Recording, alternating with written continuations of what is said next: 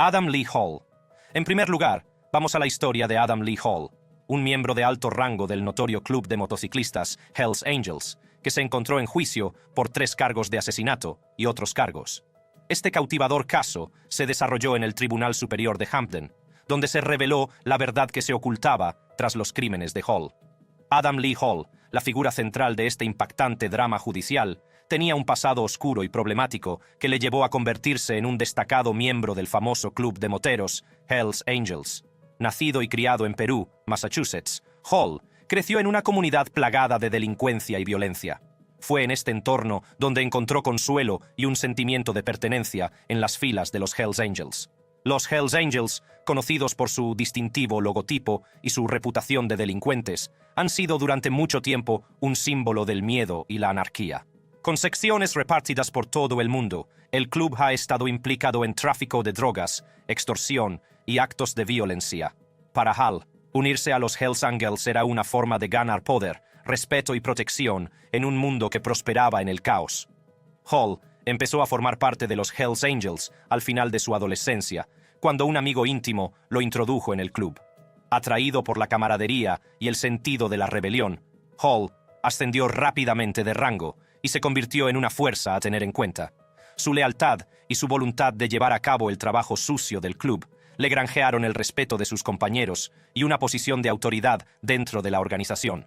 Como miembro destacado de los Hells Angels, Hall participó en diversas actividades delictivas, como el tráfico de drogas, el comercio ilegal de armas de fuego y actos de violencia. La reputación de brutalidad e intimidación del club solo sirvió para mejorar la posición de Hall en el submundo criminal. Pasó a ser conocido como un ejecutor implacable, dispuesto a hacer lo que fuera necesario para proteger los intereses del club. Sin embargo, la participación de Hall en los Hells Angels no estuvo exenta de consecuencias.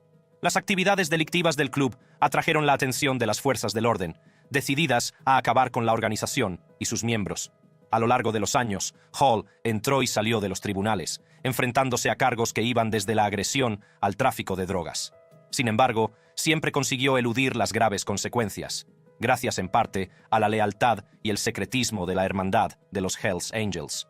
Fue durante esta época cuando creció la reputación de Hall como individuo peligroso y violento. Se hizo famoso por su mal genio y su disposición a recurrir a medidas extremas para proteger los intereses del club. Quienes le traicionaban o amenazaban a los Hells Angels no tardaban en conocer las brutales consecuencias de sus actos. A medida que la relación de Hall con los Hells Angels se intensificaba, también lo hacían sus actividades delictivas. Se vio envuelto en una red de violencia y corrupción y utilizó su posición en el club para obtener beneficios personales. Sin embargo, sus acciones acabaron por atraparle y desembocaron en los impactantes acontecimientos que se desarrollaron en la sala del tribunal. La participación de Adam Lee Hall en el club de moteros Hells Angels no se limitó a actividades ilegales dentro de la organización. También fue responsable de una serie de crímenes atroces que conmocionaron a la comunidad y, en última instancia, condujeron a su caída. El motivo de estos crímenes fue una escalofriante muestra de la determinación de Hall de proteger sus propios intereses y mantener el control sobre quienes suponían una amenaza para él. Hall quería eliminar cualquier amenaza potencial a su libertad. Glasser, en particular, había sido agredido por Hall en el pasado y era considerado un testigo clave que podía testificar en su contra. Hall creía que eliminando a Glasser se aseguraría de que sus actividades delictivas permanecieran ocultas y de que nunca se enfrentaría a las consecuencias de sus actos. Sin embargo, Glasser no era el único objetivo. Frampton y Chadwell, que tuvieron la mala suerte de estar en el lugar equivocado en el momento equivocado, también fueron brutalmente asesinados para asegurarse de que no hubiera testigos de los crímenes de Hall. Este enfoque calculado y despiadado demostró el total desprecio de Hall por la vida humana y su determinación de proteger sus intereses a toda costa. La investigación de estos asesinatos fue exhaustiva. Los organismos encargados de hacer cumplir la ley trabajaron incansablemente para reunir pruebas y construir un caso contra Hall y sus cómplices. Finalmente, fue acusado de 3 cargos de asesinato en primer grado y secuestro. Adam Lee Hall. Cargos: asesinato en primer grado. Secuestro.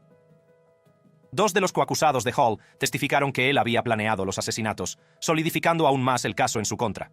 A pesar de que la defensa alegó que no había pruebas físicas que vincularan a Hall con los asesinatos, el jurado quedó convencido por los abrumadores testimonios y las pruebas circunstanciales presentadas por la acusación.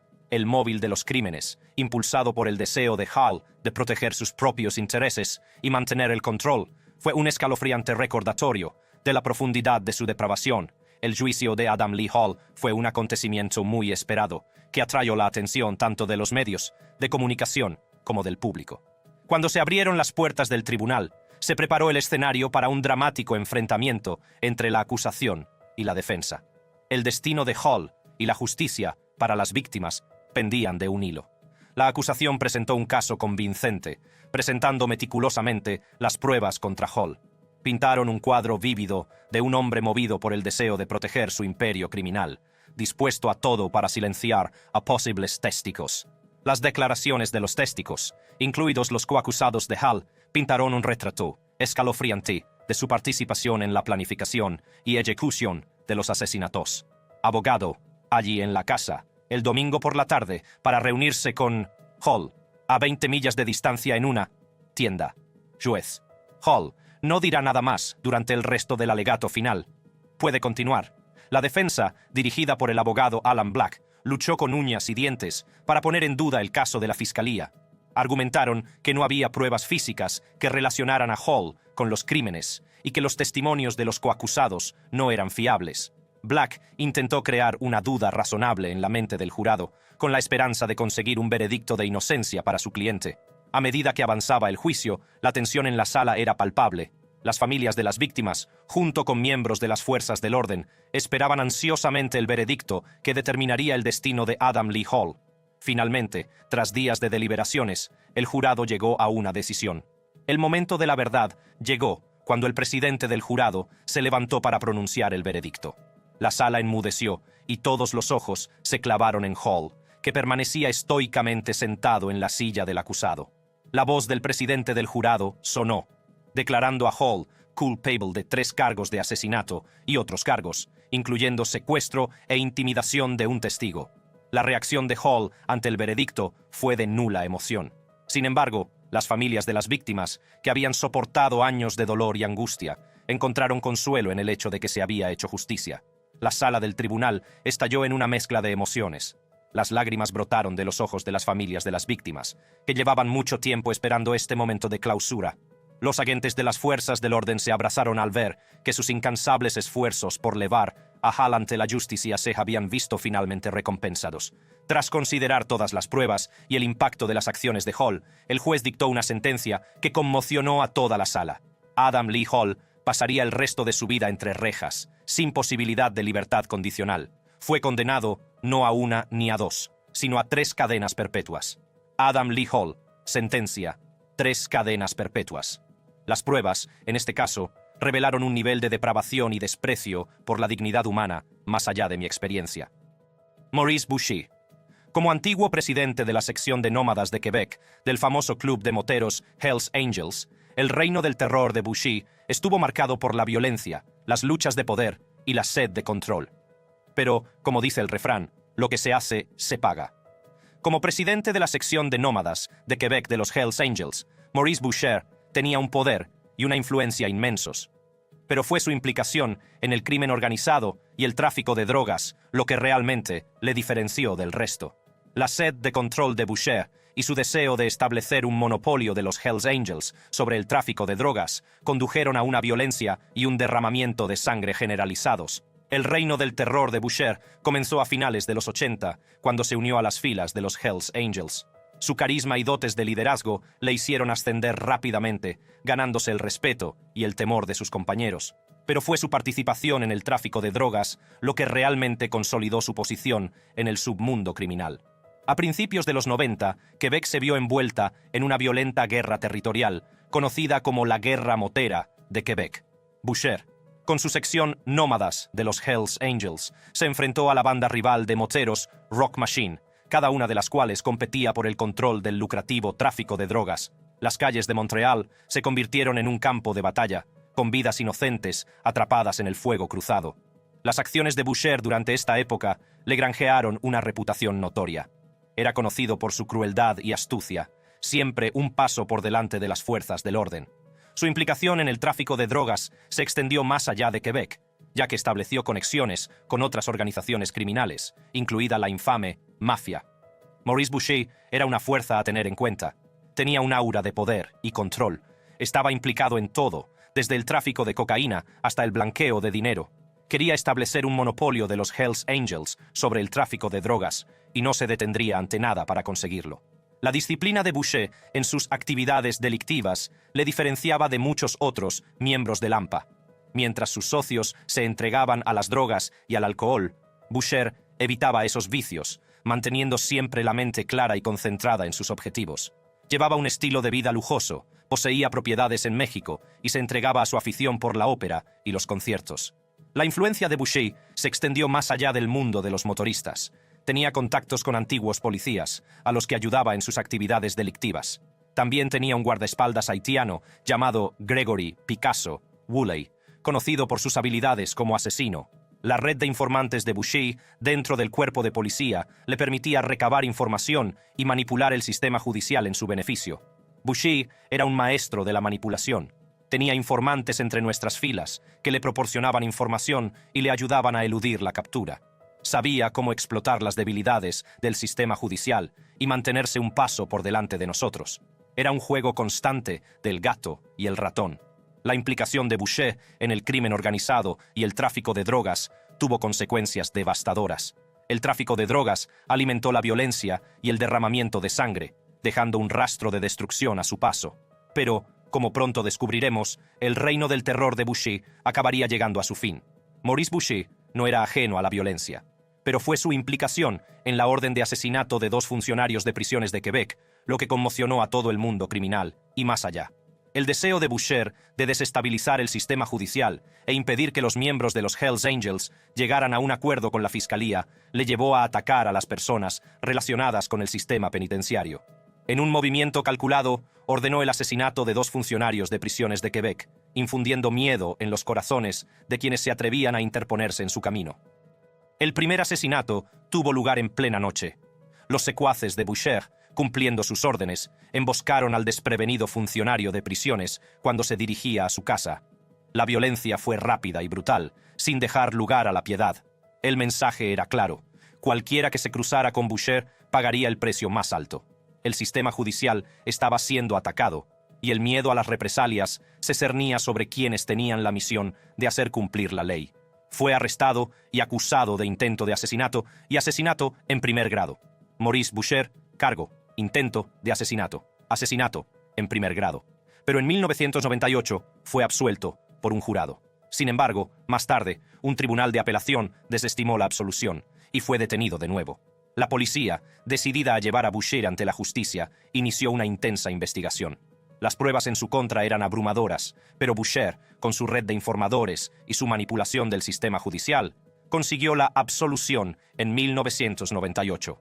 La sala del tribunal estalló en incredulidad, y algunos incluso vitorearon al hombre que había orquestado actos tan atroces. Boucher, antes considerado intocable, estaba ahora en manos de las fuerzas del orden. La noticia corrió como la pólvora, y sus socios y rivales se apresuraron a llenar el vacío que había dejado. La detención de Boucher marcó un punto de inflexión en la lucha contra el crimen organizado. La policía había asestado un duro golpe a los Hells Angels y a su control del tráfico de drogas, pero la lucha estaba lejos de terminar. La influencia de Boucher aún perduraba, y las repercusiones de sus acciones se dejarían sentir durante años.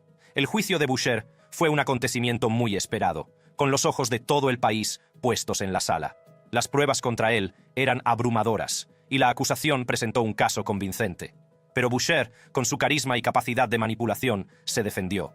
Tenía una red de informantes dentro de la policía, lo que le permitía reunir información y manipular el sistema de justicia a su favor. La sala del tribunal se convirtió en un campo de batalla, con la acusación y la defensa enzarzadas en una lucha encarnizada. La tensión era palpable a medida que se presentaban las pruebas y los testigos subían al estrado. El destino de Boucher pendía de un hilo y la nación contenía la respiración. El juicio de Boucher fue uno de los casos más sonados de la historia de Canadá. La sala se llenó de dramatismo e intriga. Fue una batalla de ingenio entre la acusación y la defensa, en la que el destino de Boucher pendía de un hilo. La nación quedó cautivada por el proceso. Al final, prevaleció la justicia. Boucher fue declarado culpable de múltiples cargos, incluido el de ordenar el asesinato de 2 funcionarios de prisiones de Quebec. La sala del tribunal prorrumpió en aplausos cuando se leyó el veredicto. El reinado de Maurice Boucher había llegado a su fin. Boucher fue condenado a cumplir 3 cadenas perpetuas en la única prisión de máxima seguridad de Canadá. Fue un castigo apropiado para un hombre que había causado tanto dolor y sufrimiento. Maurice Boucher. Sentencia: 3 cadenas perpetuas. La estancia de Boucher en prisión no estuvo exenta de dificultades. Se enfrentó a varios intentos de asesinato, con bandas rivales y compañeros de prisión en busca de venganza. Pero Boucher, con su astucia e instinto de supervivencia, consiguió navegar por las traicioneras aguas de la vida en prisión. A pesar de los desafíos, el imperio criminal de Boucher empezó a desmoronarse. Los Hells Angels lo expulsaron de la banda en 2014, cortando sus lazos con la organización que una vez había liderado. Fue un golpe simbólico a su poder e influencia. Rodney Rollnes. A continuación, tenemos una historia que te dejará sin palabras. Es la historia de Rodney Rollnes, un exmiembro del famoso club de motociclistas Hells Angels, que se enfrentó a una brutal dosis de karma en la sala del tribunal. Prepárese para quedar conmocionado mientras nos sumergimos en los detalles de sus crímenes, el juicio y su sentencia final. Rodney Rollnes, antaño temido miembro de los Hells Angels, se enfrentó a su brutal karma en los tribunales. Su implicación en el asesinato de Michael Walsh y su larga lista de actividades delictivas acabaron por alcanzarle. Rodney Rollnes era conocido como un hombre que no se detendría ante nada para proteger los intereses de los Hells Angels. Un fatídico día, el 21 de julio de 2001, la implicación de Rollnes en un atroz acto de violencia conmocionó a toda la comunidad. Michael Walsh, una víctima aparentemente inocente, se encontró en el punto de mira de la ira de Rollnes. El móvil del asesinato sigue siendo un misterio, pero se cree que está relacionado con las actividades delictivas de los Hells Angels. La vida de Walsh se truncó trágicamente, dejando a sus seres queridos devastados y buscando justicia. A medida que se desarrollaba la investigación, empezó a salir a la luz el verdadero alcance de la implicación de Rollnes en el asesinato. Aparecieron testigos que arrojaron luz sobre los acontecimientos que condujeron a aquel fatídico día. Quedó claro que Rollnes desempeñó un papel fundamental en la organización del acto violento que acabó con la vida de Walsh. Fue acusado de extorsión, asesinato y robo. Rodney Rollnes. Cargo: robo, extorsión. Asesinato. La fiscalía construyó un caso convincente contra Rollnes, presentando pruebas que lo vinculaban directamente con el asesinato. Las declaraciones de los testigos ofrecieron una imagen escalofriante de la sangre fría de Rollnes y su voluntad de llevar a cabo actos de violencia en nombre de los Hells Angels. Un testigo, que prefirió permanecer en el anonimato por temor a represalias, relató un escalofriante encuentro con Rollnes. Según el testigo, Rollnes le había confiado sus planes de eliminar a cualquiera que supusiera una amenaza para el imperio criminal de los Hells Angels. Al parecer, Walsh se había convertido en un objetivo debido a su conocimiento de las actividades ilícitas del club.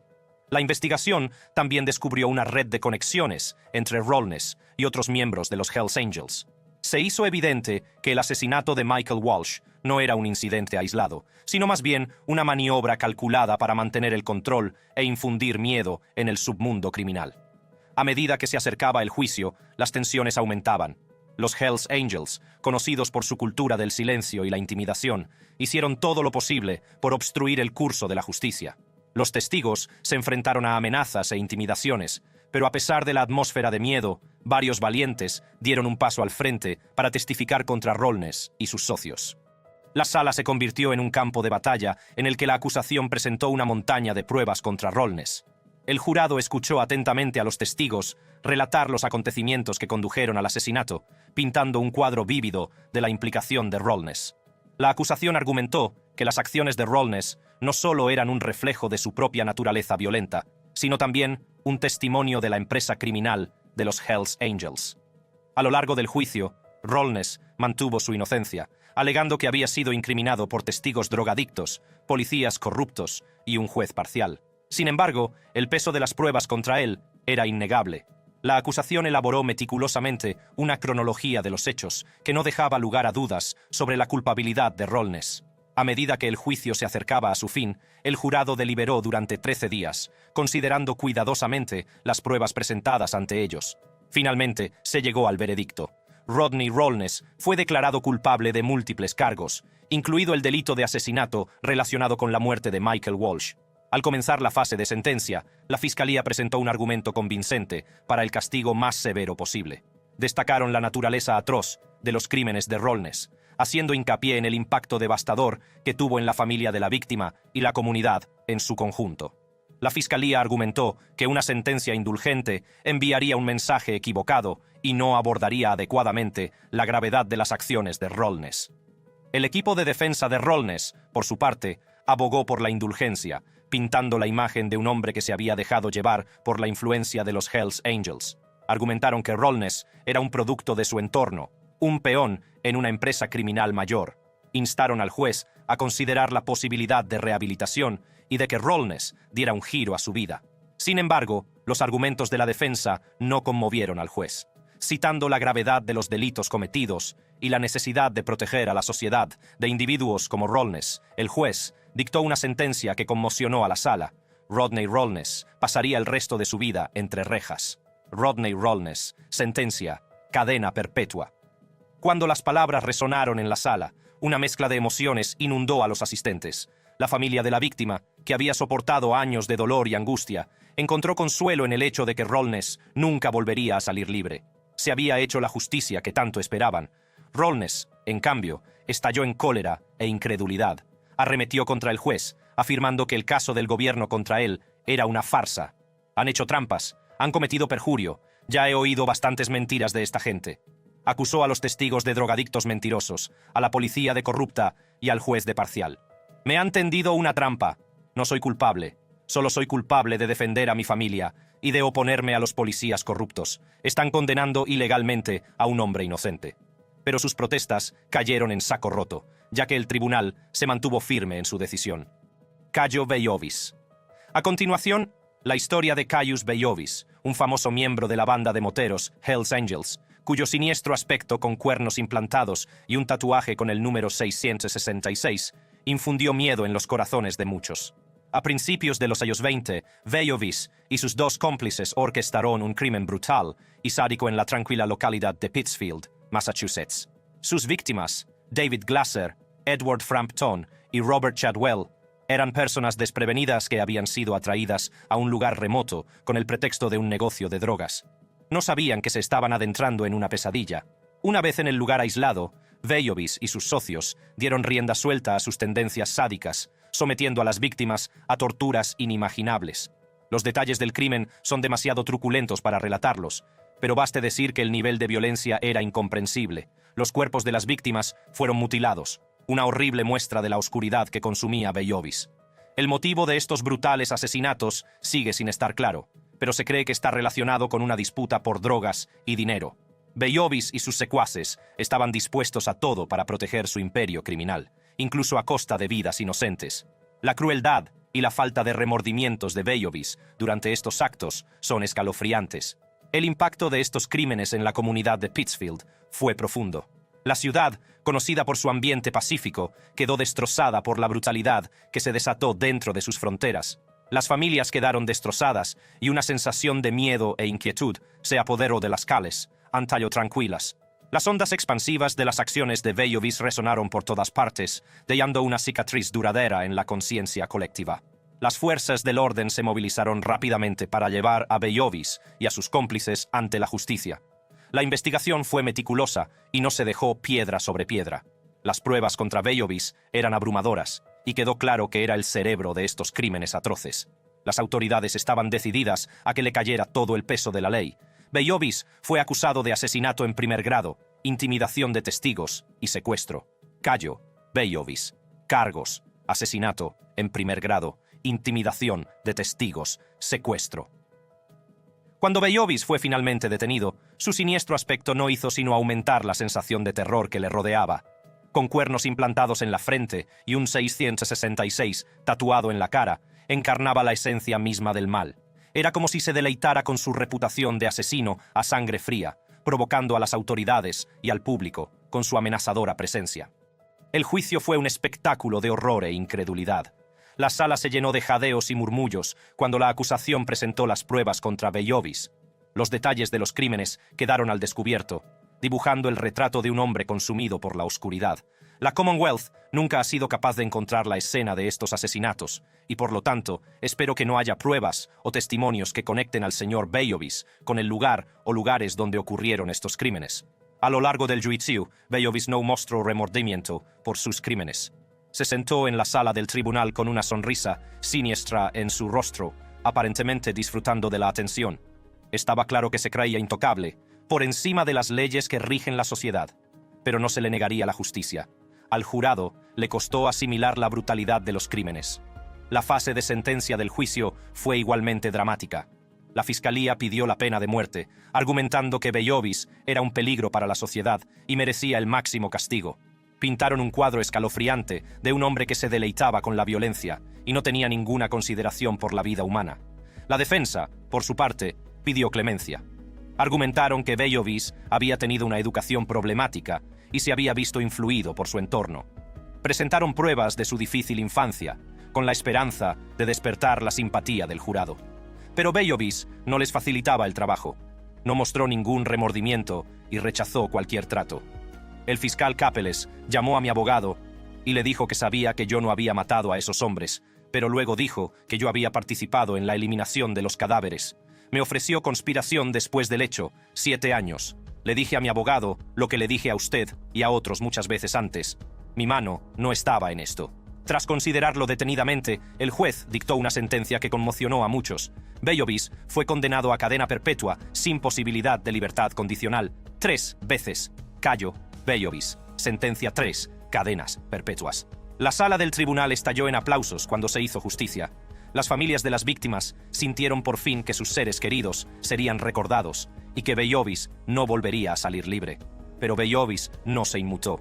Mientras se lo llevaban esposado, sonreía y murmuraba obscenidades en voz baja.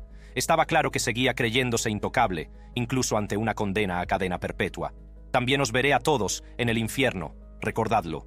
Os veré a todos en el infierno. Gracias por vernos. Haz clic en los vídeos de tu pantalla para ver contenidos similares.